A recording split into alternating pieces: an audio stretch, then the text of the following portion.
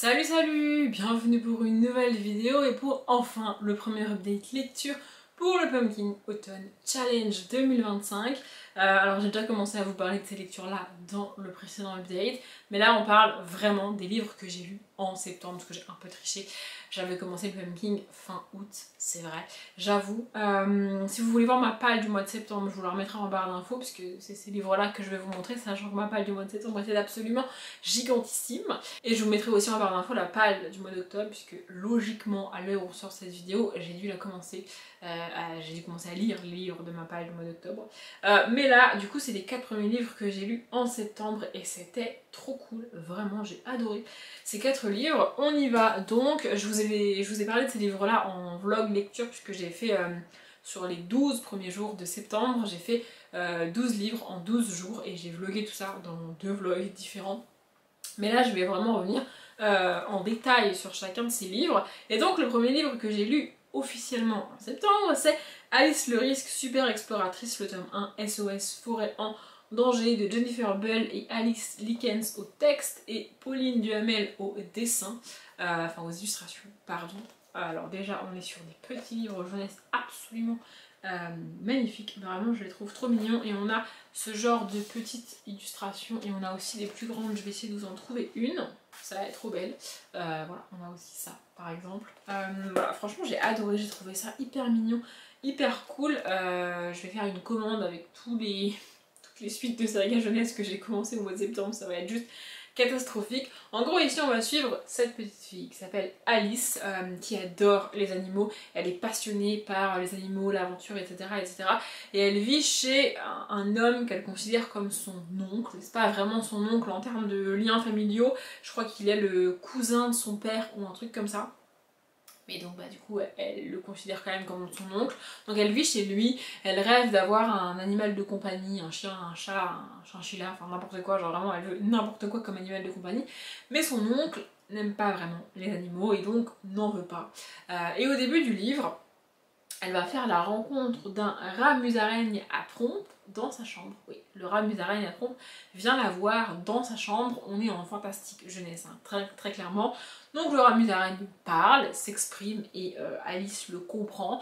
Et il va lui expliquer que ses parents étaient explorateurs et faisaient partie d'une société secrète qui s'appelle la Super, donc la Société Ultra Protectrice des Espèces Rares.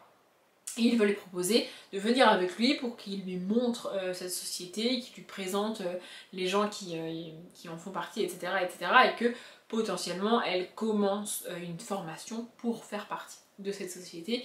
Alice va évidemment le suivre et donc découvrir toute cette société. On a en accéléré sa formation. Et ensuite on a sa première mission qui est d'aller sauver une petite abeille qui fait partie d'une espèce protégée dans la forêt amazonienne ou un truc comme ça. Voilà, direction l'Amérique du Sud et la forêt atlantique. Un truc comme ça, voilà. Et donc c'est ça qu'on suit, franchement j'ai adoré. On est dans une ambiance jeunesse, d'aventure, d'aventurière avec cette petite fille passionnée par la nature et par les animaux. Franchement j'ai trouvé ça génial, j'ai trouvé ça trop cool, j'ai passé un super moment, j'ai hâte de lire la suite. Et donc on a tout plein d'animaux différents qui parlent, hein. On a des ours, on a des abeilles, un panda, un poulpe, un lapin, enfin vraiment il y en a plein.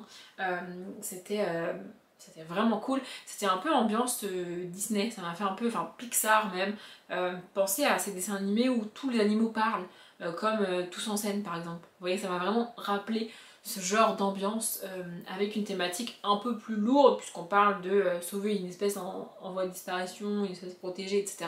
Mais franchement j'ai trouvé ça trop cool. Et j'espère qu'il y aura plein de tomes avec Alice le Risque parce que moi j'adore. Ensuite j'ai lu Les enquêtes potagères de Loulou tome 1, La grande affaire des noisettes de Isabelle Cabri et Eva Roussel, qui est un livre juste parfait pour la fin de l'été, le début de l'automne. Franchement c'était parfait parce qu'ici on va rencontrer donc Loulou, cette jeune fille là sur la couverture, qui a 7 ans. On est sur les grandes vacances d'été, donc on est en plein mois d'août quand on démarre ce livre, enfin quand on se passe ce livre puisqu'il se passe sur 2-3 jours grand max.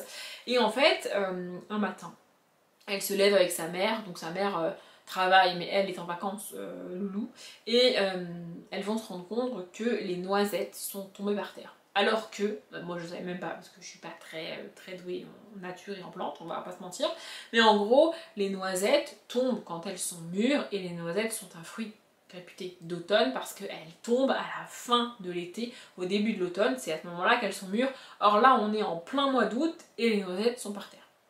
Donc elles sont tombées alors qu'elles sont pas mûres.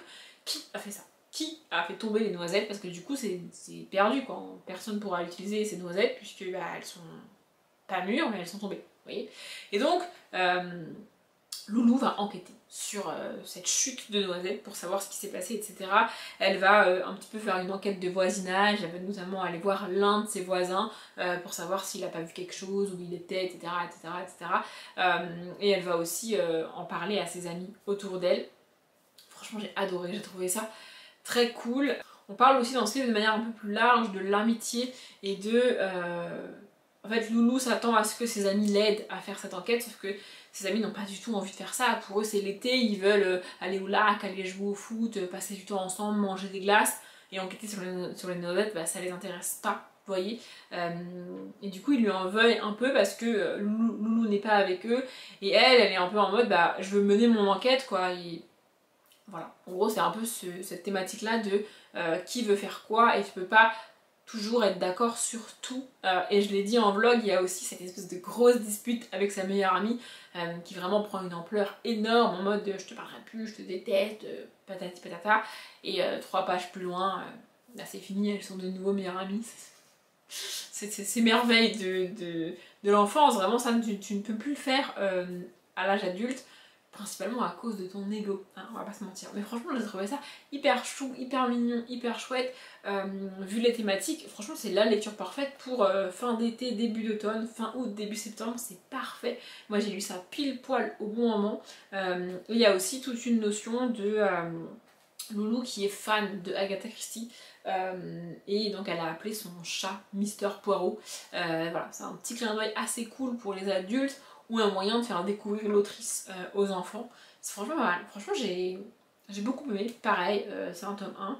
Je vais essayer de me débrouiller pour trouver la suite et lire la suite.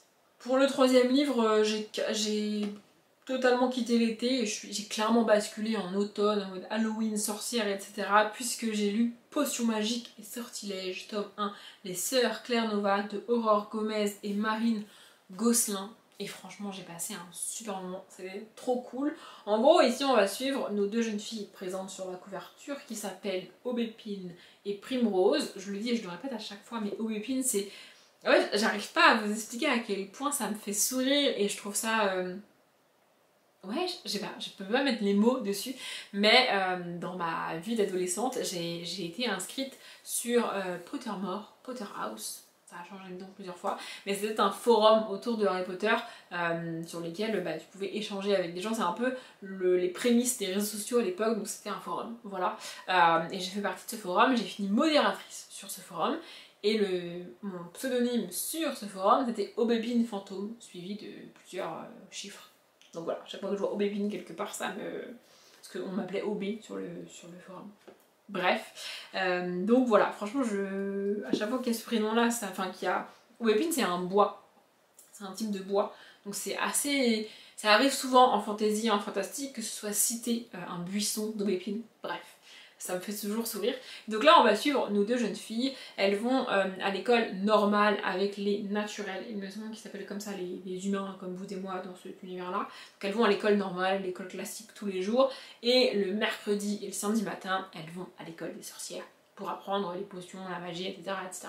Primrose, c'est la plus grande des sœurs, c'est la bonne élève qui fait ses devoirs, qui réussit tout, ses potions, ses sorts, etc. Elle est parfaite, vraiment. Et Aubépine, à l'inverse, on s'en doute, c'est la petite sœur. Donc elles ont encore une plus petite sœur, mais donc c'est un petit peu la sœur du milieu, ce qui est drôle puisque je suis moi-même la sœur du milieu. Donc bref, Aubépine, oui j'ai une grande sœur et une petite sœur. Bref, Aubépine fait un petit peu catastrophe sur catastrophe en cours, le livre démarre comme ça, Aubépine fait une catastrophe, un truc vraiment pas cool avec un crapaud. Et elle est envoyée voir la directrice, et la directrice à ce moment-là donne cours à la classe de Primrose. Donc ça crée un petit peu la catastrophe dans la famille, dans l'école et tout. Et Primrose en a marre de gérer les catastrophes de sa petite sœur, vraiment elle ne supporte plus. Mais rapidement, la fête de Samhain arrive, donc de Halloween des sorcières arrive, et les deux sœurs vont se retrouver confrontées à quelque chose d'inattendu, vraiment. En gros, elles vont devoir résoudre un problème qu'elles ont elles-mêmes créé et elles ne veulent pas faire appel aux adultes. En fait, Primrose ne veut pas faire appel aux adultes parce que pour une fois, c'est elle qui a déclenché la bêtise qu'il faut réparer. Et c'est une bêtise vraiment, vraiment très très grave qui peut avoir vraiment, vraiment des conséquences horribles pour certaines personnes et pour elle. Mais comme Primrose n'est pas habituée à faire des conneries et à devoir l'avouer et en parler à ses parents notamment, elle décide de se débrouiller toute seule en fait. Sauf que c'est peut-être pas une bonne idée de se débrouiller toute seule. Voilà, on va suivre ça dans cette ambiance de Halloween, de Samhain avec des sorcières, dans le monde des sorcières. Et franchement, j'ai trouvé ça vraiment cool. Le seul point négatif de ce livre, le seul point négatif de ce livre, c'est l'objet livre en lui-même. Je l'ai dit en vlog, il est vraiment très lourd, il est vraiment pas pratique à lire et il est très rigide. Vraiment, il est pas du tout. Il est pas fluffy. Vous voyez à quel point il bouge pas? Il n'est pas fluffy du tout et c'est pas pratique à lire. Mais bon, l'histoire est quand même hyper cool, hyper chouette. On est sur une ambiance que j'adore avec des personnages un peu clichés, mais quand même très cool. Et voilà, on a ce genre d'illustration à l'intérieur. L'objet livre est très beau, hein. Il est juste pas pratique à lire, mais il est quand même très beau. Et ouais, je sais pas, l'ambiance était vraiment cool. Et suivre ces deux sœurs, cette relation de sœurs un peu entre chien et chat, mais en même temps, c'est ta sœur. Vous voyez ce que je veux dire? Franchement, j'ai trouvé ça hyper cool, hyper bien fait. Il y a un tome 2 et je vais essayer de je vais essayer d'acheter le tome 2 dans pas très très longtemps. Et le dernier livre pour cette vidéo, c'est donc le 4e livre que j'ai lu, donc que j'ai lu le 4 septembre. Et donc c'est Charamba, Hôtel pour chat, le tome 3 à la rescousse de Couscous de Marie Pavlenko et Marie Voyelle. Pareil, on est sur un petit livre jeunesse que j'ai adoré. J'adore cet univers, j'adore cette ambiance, c'est absolument génial. Alors même que je ne suis pas très chat dans la vie de tous les jours, moi je suis de la team chien. Mais ici on va suivre une pension pour chats. En gros, on est chez une dame d'une cinquantaine, peut-être d'une soixantaine d'années, qui a elle-même 4 chats, qui s'appellent Couscous, Bobine, Carpette et Mulot. Je vais vérifier, mais je crois que c'est ça. Oui, c'est ça. Là, on a Bobine et Mulot, il me semble, c'est ça. Et ici, donc, on a Carpette et Couscous. Donc ça, c'est les 4 chats qui sont à l'année à la pension parce que ils sont à la dame en fait qui tient la pension. Et donc on a d'autres chats qui viennent, des propriétaires qui déposent leurs chats pour qu'ils soient gardés pour 1 semaine, 2 semaines à la pension parce que les propriétaires partent en vacances ou alors parce qu'ils ont un déplacement professionnel, ce genre de choses, vous voyez. Donc à chaque fois ça amène des événements et des questions au sein de la pension pour nos 4 chats principaux, on va dire. Et ici, c'est une thématique assez halloweenesque, j'avais pas du tout fait gaffe au moment où je l'ai mis dans ma palle, mais en gros, Couscous, donc, qui est le chat ici, voit le fantôme de Albert Einstein. Ça, on le sait depuis le début de la saga, si on a lu les tomes d'avant, on le sait, c'est pas un secret du tout, sauf que, au début de ce tome-là, c'est la catastrophe, parce que Albert Einstein, le fantôme, disparaît. Couscous ne le voit plus, Couscous ne sait pas où il est, elle le cherche partout, mais il a disparu. Plus d'Albert Einstein. Donc c'est un peu la panique pour Couscous et elle va littéralement remettre toute sa vie en question parce que le fantôme a disparu. C'est assez violent comme réaction.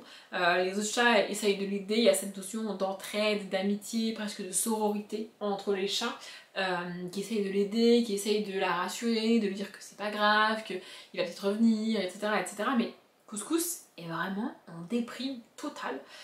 Et donc c'est ça qu'on suit. Ça se présente comme ça. À l'intérieur c'est assez aéré, assez espacé, il y a quand même pas mal d'illustrations. Il y a ce genre de truc, je trouve ça à mourir de rire. Bon c'est pas drôle hein, parce que là le chat elle déprime quoi, vous voyez. Mais franchement j'ai trouvé ça hyper mignon, hyper chou. Et donc c'est un peu la thématique de comment tu te remets quand t'as un type de relation qui s'arrête, qui se termine en fait. Comment tu t'en remets, comment t'avances, comment tu comment t'évites de déprimer, comme Couscous peut déprimer ici. Franchement j'adore cette saga, je la trouve absolument géniale, je vous la conseille à 1000%. Moi je trouve ça, en fait c'est à la fois fun, cool à lire, alors qu'on a quand même une thématique assez lourde ici, et je crois que c'est le cas dans les autres tomes aussi de mémoire, mais c'est hyper bien fait, et ça reste frais à lire en fait, c'est pas pesant à lire, comme peut l'être par exemple un livre adulte qui aborde la thématique de la dépression, tu le lis, c'est lourd à lire, enfin genre t'es pas au mieux de ta forme, alors que là c'est dédramatiser le truc justement, en rire malgré tout, et je trouve ça hyper cool. On est sur un update plus court que les autres, mais ça fera pas de mal sur la chaîne, je pense, notamment pour moi qui monte les vidéos, on va pas se mentir. Je vous ai dit tout ce que je voulais vous dire sur ces 4 livres, on est sur 4 petits livres jeunesse, donc j'ai pas non plus besoin de m'étaler pendant 40 minutes à chaque fois. J'espère que la vidéo vous a plu, je m'arrête là, comme d'habitude je vous souhaite une bonne journée, un bon après-midi, un bon appétit ou une bonne nuit, et je vous dis à bientôt.